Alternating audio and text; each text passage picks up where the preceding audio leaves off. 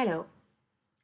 In this video, I will present you the Lands Design, the professional software of landscape architecture, which works inside both programs of AutoCAD and Rhino. I will show you its main features. First, let's know what exactly it is. Lands Design is a professional software with BIM technology, which lets you produce 2D drawing of your landscape project, model it in 3D, generate dynamic documentation with quantity takeoff of the plant species and hardscape elements existing in the project, and finally, produce photorealistic images and visual tours to present your project with the animation tools. Lands Design is a useful tool in the fields of landscape, green infrastructure in architecture and civil engineering, urban planning, and environmental projects. So, why to choose Lands Design? Let's see its main powerful features. First, the extensive plant database in 3D and 2D provides filters to help you select your species according to its form, climate, the soil, and other characteristics. There are different representation modes for any species: realistic, detailed, conceptual, and elevation mode. You can modify any plant characteristics and 3D model of any species by the plant editor inside the program.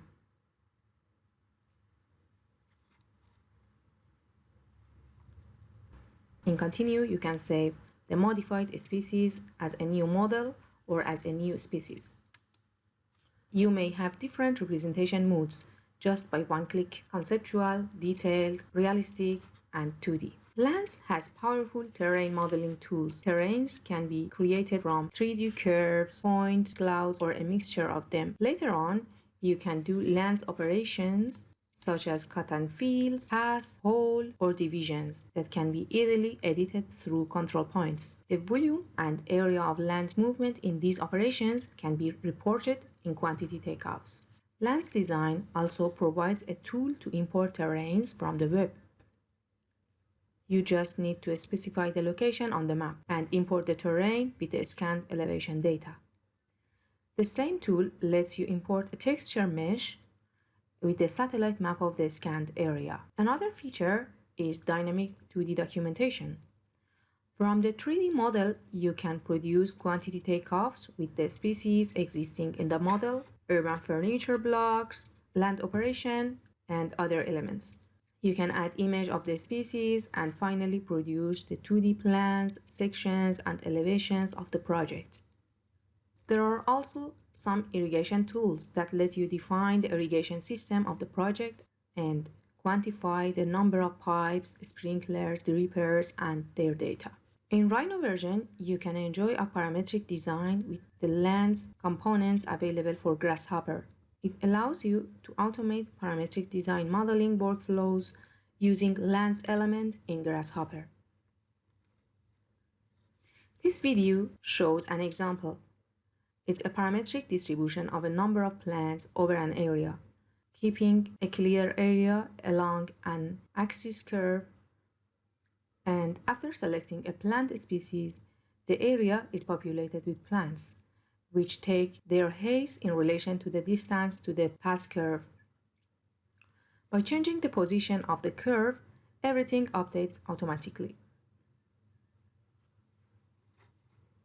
Hardscape tools in Lands let you to easily create parametric walls, curbs, paths, and fences, and add furniture.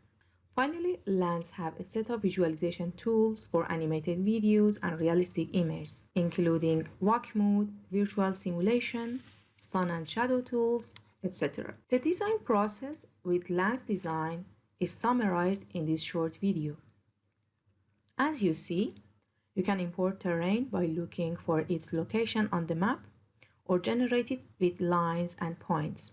Once model the terrain, you can modify the terrain.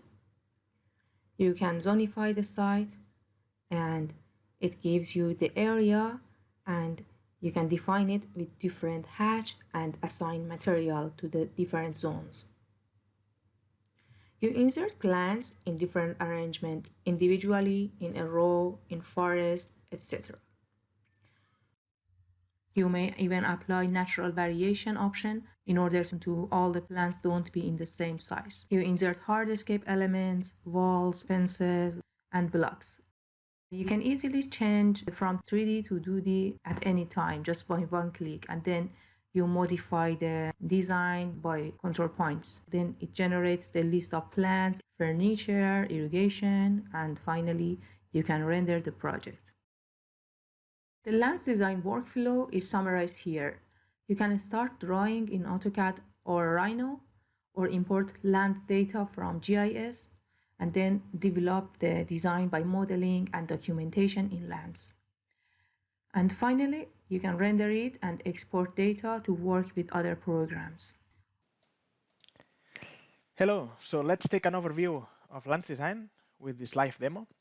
So first, let's take a look at the land design toolbar that is arranged in 4 tabs. In the first one, we can find all the commands, but also we can find them distributed by topics. So the first has all the commands related to vegetation elements, civil work elements, or our terrains. So we can arrange the plants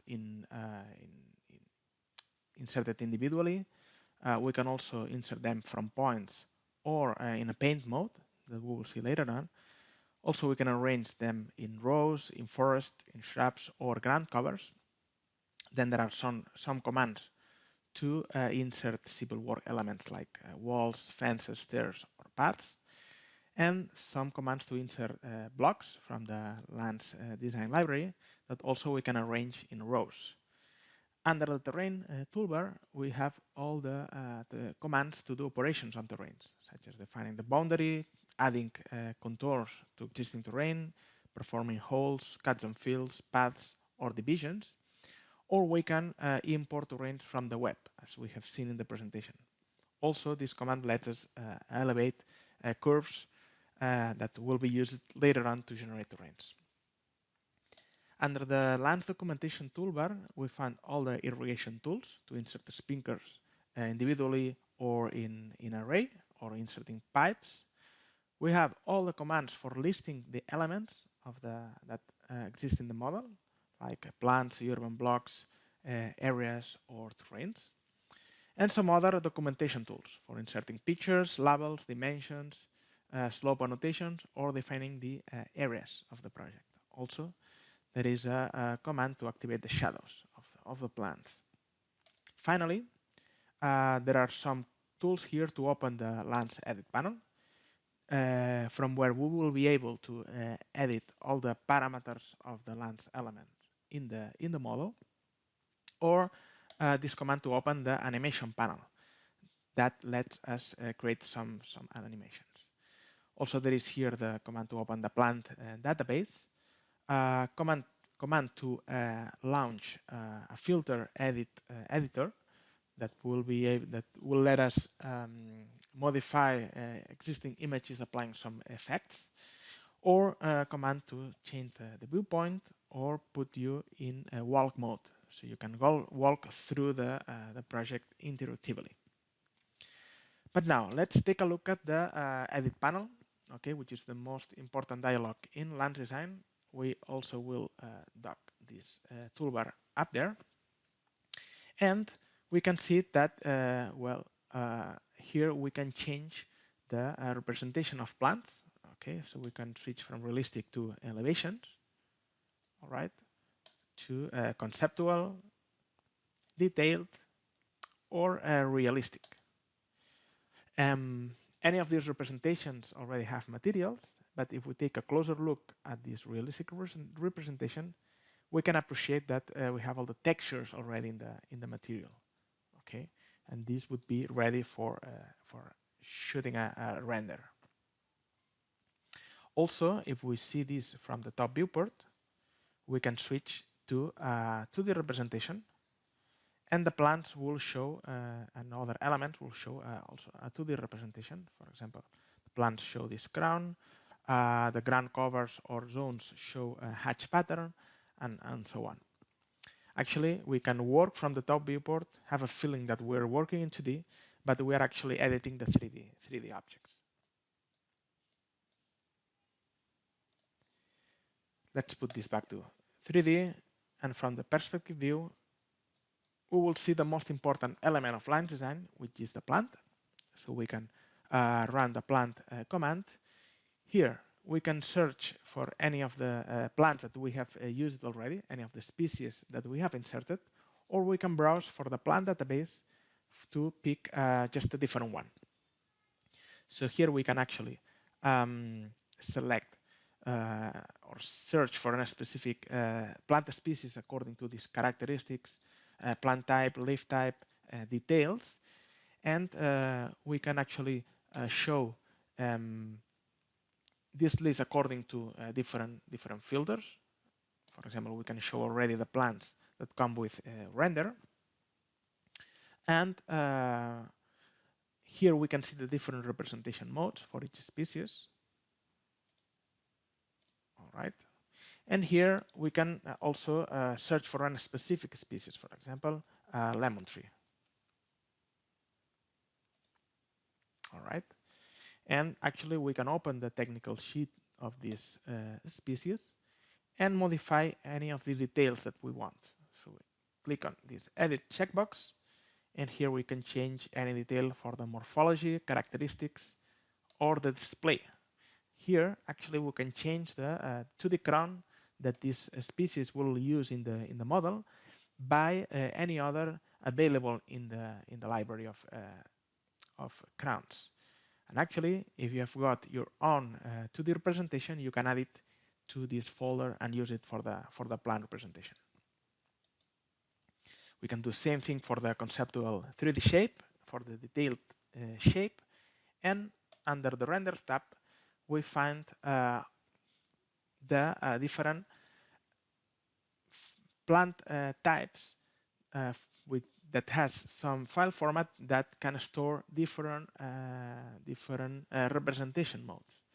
So actually, they let us do some season simulation afterwards.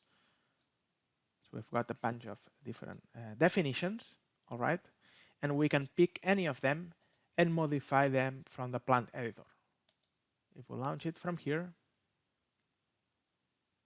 we can see all the parameters that we can play with, so we find the proper appearance of this file type. All right, so here under the trunk we can assign also texture for the trunk. Under foliage we can select another texture for the leaves or for the fruits. All right, and here we can see all the definitions that are already stored in that file and the different season it applies to. Just notice that each one is assigned to a different season. All right, so the plant will show in one way or another when we show the render according to the season that we have in the settings. Now we close this. We'll say no to changes by now, but I will select this lemon tree to insert in the model. So we can insert it here, for example. And now, once it's created, I can select it, and from the edit panel, I can change the size, the rotation. I can change also the species and edit it at any time. But actually, when we start a new project, we usually do it with some guidelines, all right? So we would see, for example, the project in 2D. And some of the first things that we would do is defining the areas, all right? So we have already some areas in this project, but we can also insert a new one. So with the Zonify command, I can either pick inside an empty area or select this limits option to pick a boundary curve. And I just need to define a title for the zone and some hatch pattern. Also, when I see this zone in 3D, I will see this texture that I can change from the library of materials that Line Design provides. So I say OK, and I need to specify the insert point for this title. When I switch to 3D, I will see also the material on this area.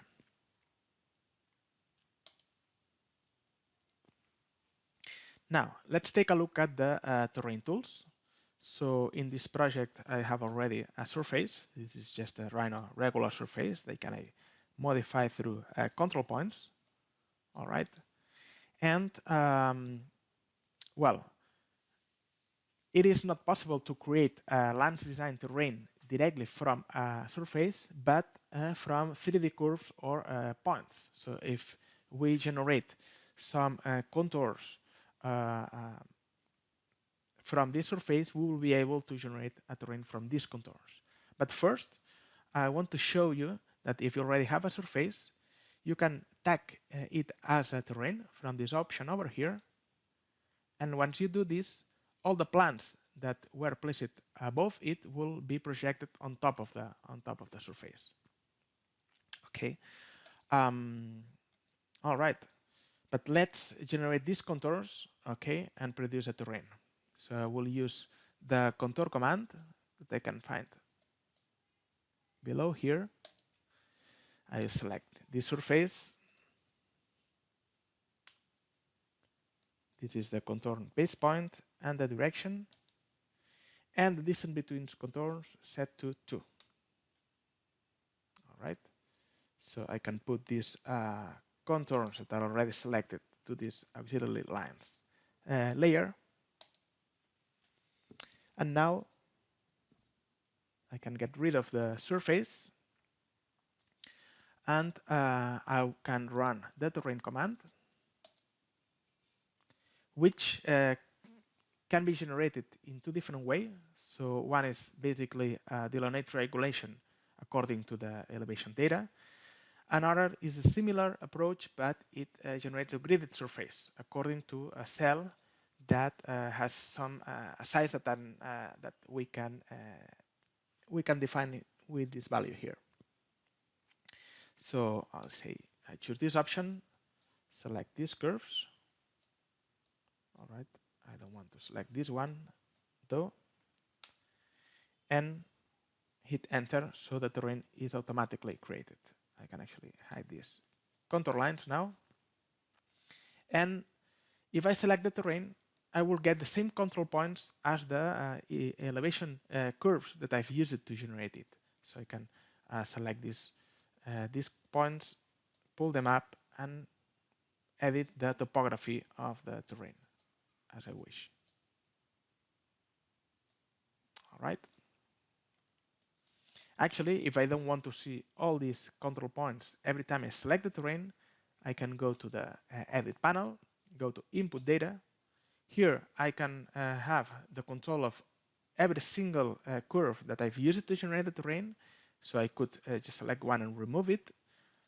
But also I can uncheck these show control points so I don't see them every time I select the terrain. Actually, from here I have other edit options. So I can also change the size of the cell. I can change the material of this terrain. Here actually I could choose a material that I have from my custom library, or if I am using any render engine in Rhino that has already a library of materials, I could pick it from here. But Land Design already provides a library of materials, so I will just choose any of them for this terrain.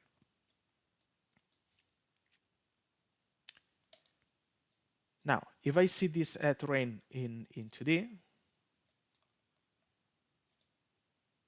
I will see actually the contour lines. And selecting the terrain from the contour lines tab, I have control of the distance between contours. So I can set this to 0.5, for example. Also, I can enable this index contour.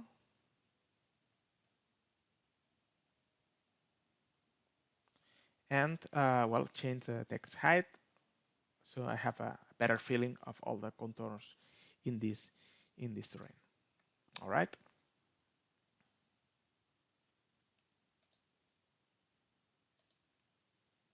And if you want to see the contours at the same time as the 3D representation, there is this option over here to show 2D and 3D at the same time.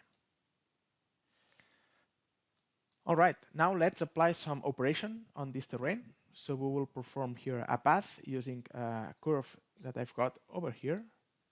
All right, it's a curve already placed in the 3D space. And this operation will just modify the terrain according to fit with the position of this curve. So under the terrain tools, I run the path command, select the terrain, define a width for the path, 2 meters is all right, and an angle along the path contour. Okay, this will be the angle in which the contour will fit with the existing terrain. 45 degrees is fine. And finally, we'll select this curve. So I will get the terrain modified according to, well, to this operation. Actually, from here, we can already appreciate a little bit the terrain, sorry, the path.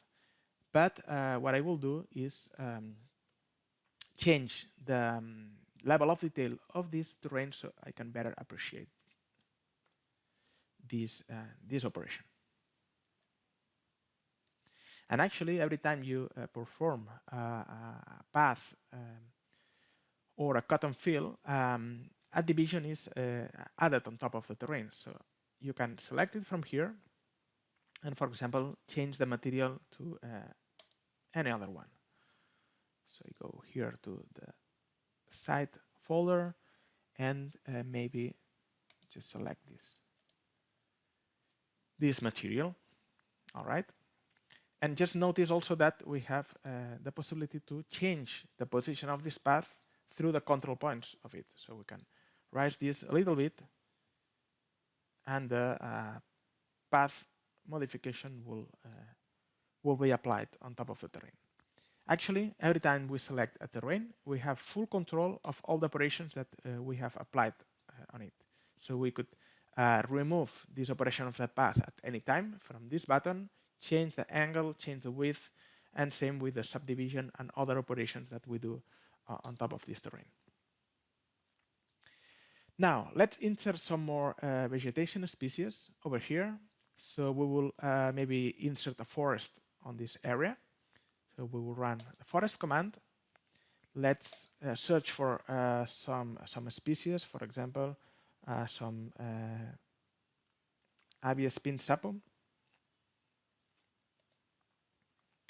And, well, I select this one.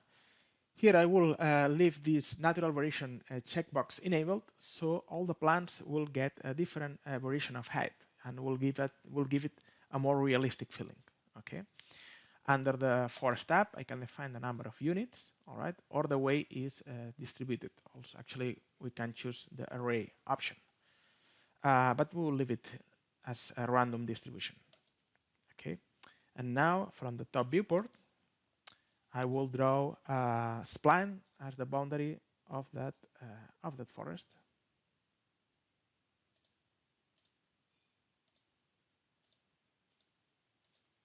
There we go.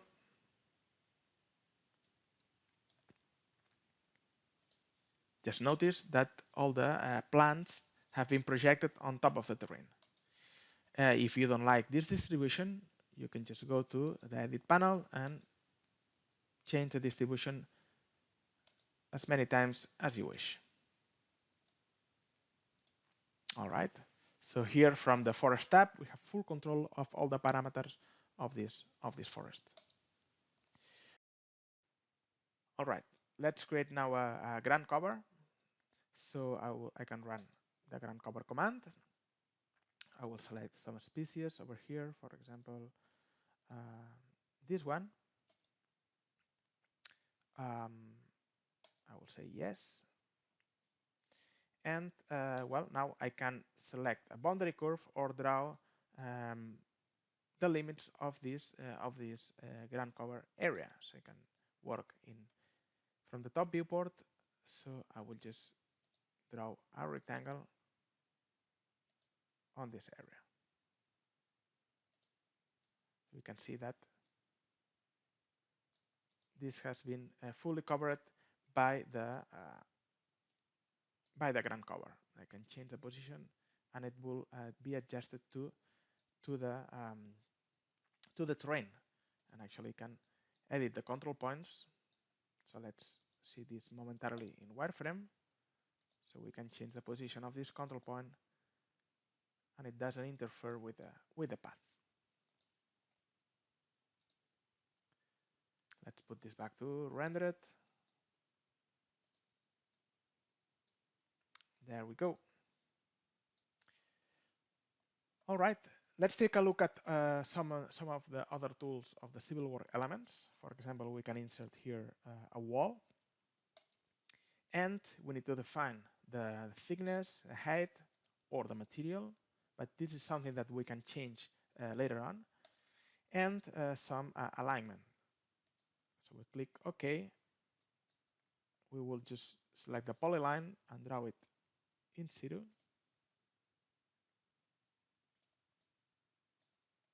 And draw the wall. All right. So here we can change the position of that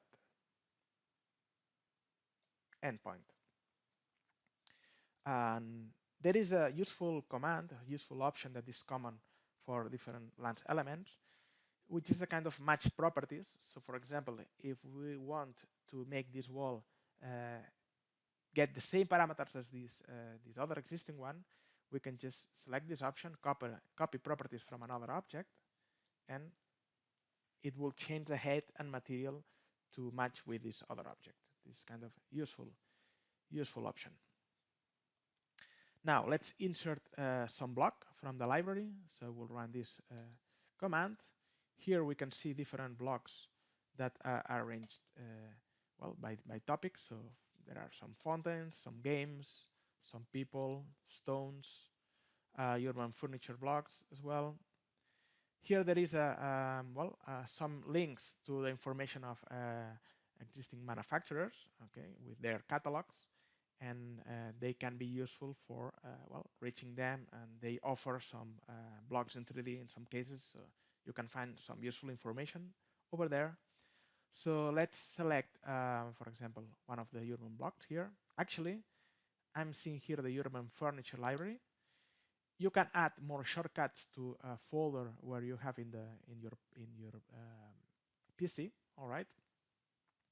And but now we have this option selected. So let's, for example, select one of these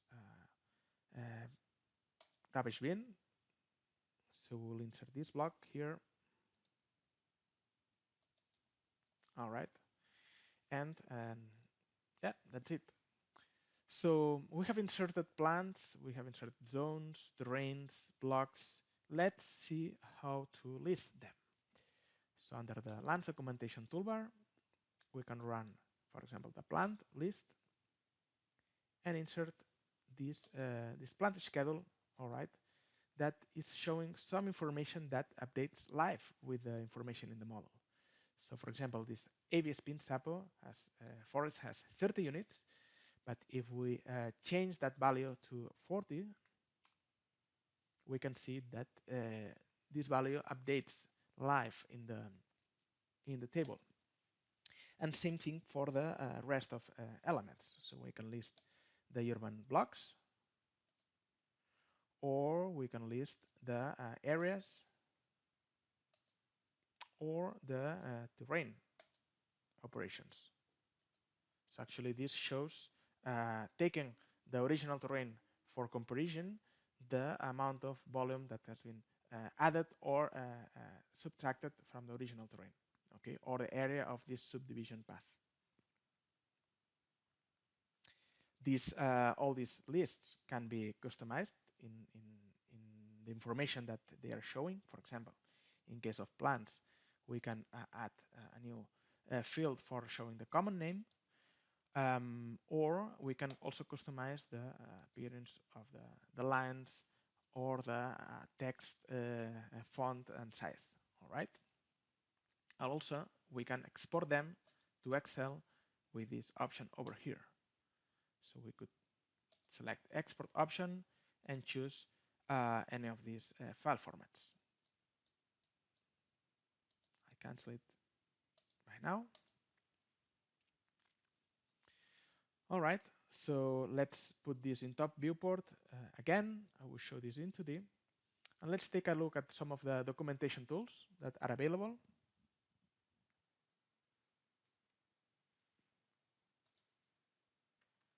So, for example, we can add a plant tag for all this forest and get to know the number of units that we have got here. So 40 is the number of plants, and 1 is the initial, the index of this plant. So we can select this, and change, instead of the index, we can show the initials or the name. All right, and also this label updates if we change the number of plants. We can well, insert labels, pictures. So for example, we can select this lemon tree that we have inserted before. This command opens this dialog browsing Google Images, so we can select any of these images and insert here a picture.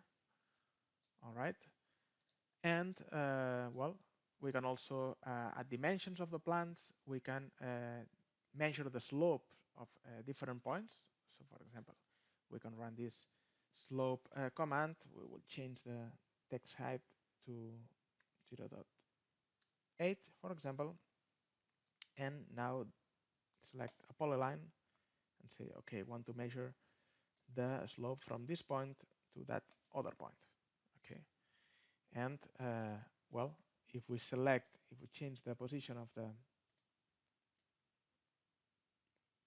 the start or end point, the slope will be recalculated. Okay, actually I will select this slope and change the height to a lower value.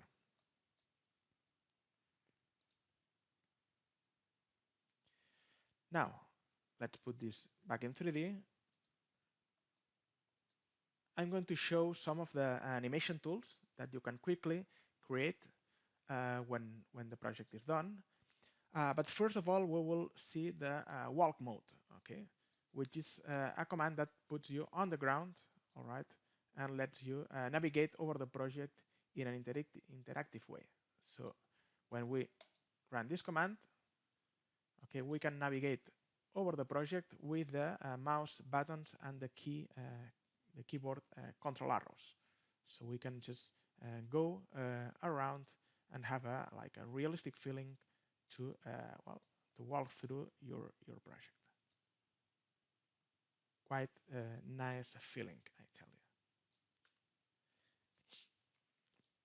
But now, if you want to record some short animation, all right, from the Lens animation panel, there are some useful tools for that purpose. So for example, we can define under the camera a curve for the path of the animation. So we'll select this button, click on this curve that we already have. Okay, now we can hide it, and here we need to define the animation frames per second or the total duration of it. So we play it, we can already see the animation that we have created. Very, very easy. If we want to record that, we can choose the current Rhino series display or choose the Rhino render. And this will generate a video shooting a render for each frame that we have defined here. All right. So you can get very beautiful videos of the scene. Finally, I would like to show you another example of the integration of land design with Grasshopper.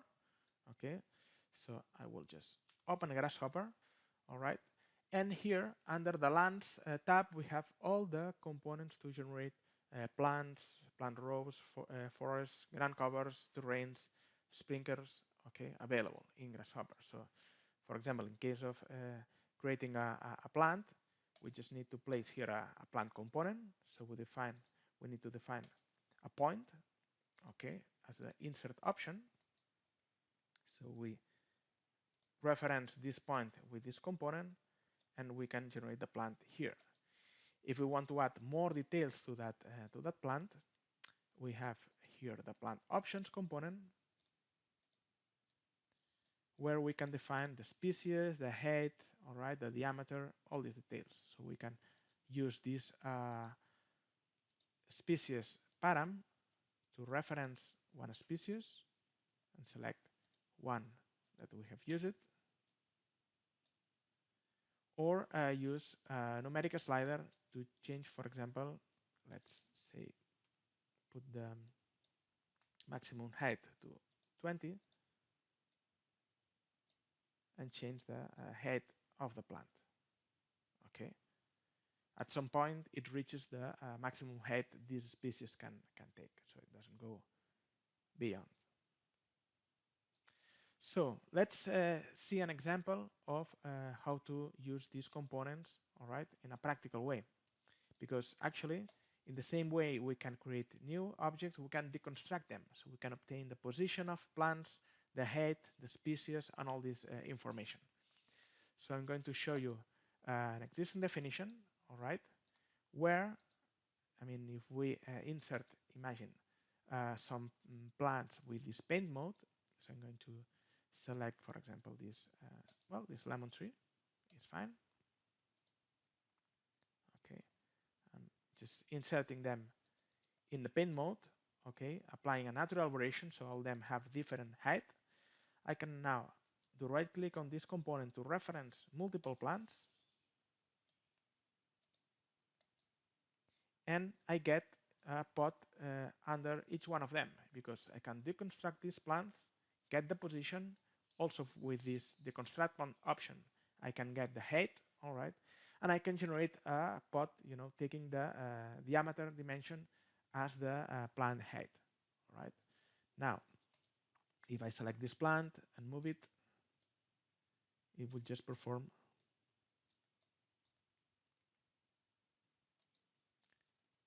Okay, I run Grasshopper again. I will just refresh this, and well, here I can change the pot height, all right, thickness, height. So now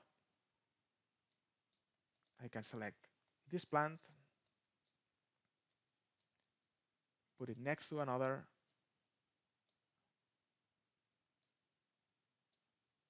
and have a nice performance of this plant pots design, all right. If we select this plant and change the height, also we'll get this diameter bigger. Okay.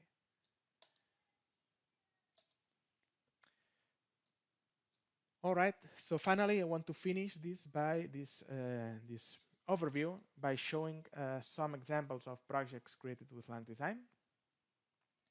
So we can see in the gallery, all right, already some projects that have been done with Land Design, so you get an idea of the quality you can obtain. So at the website, feel free to go to the support and let us know any suggestions or requests that we can work on to make Land Design work better for you. We'll be very happy to hearing from you. Thank you very much, and we keep in touch.